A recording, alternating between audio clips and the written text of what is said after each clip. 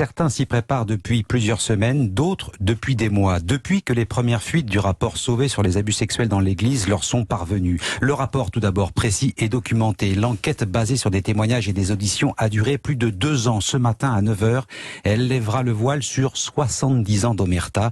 Les victimes pourraient se compter par dizaines, voire par centaines de milliers.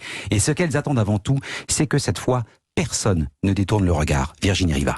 Ce que les victimes souhaitent par-dessus tout, c'est que l'Église regarde enfin en face le problème de la pédophilie. Pour l'instant, les évêques ont reconnu la responsabilité de l'Église, mais ça n'est pas suffisant pour Véronique Garnier, qui attend de la Commission une vraie analyse des mécanismes qui ont permis cette tragédie.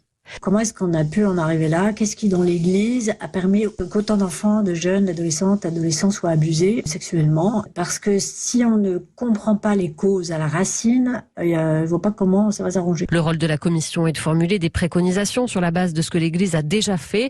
Au printemps dernier, la Conférence des évêques de France a décidé d'un geste financier et a annoncé un fonds de 5 millions d'euros. Pour Marie-Claire Sylvestre, c'est bien, mais la prévention prime.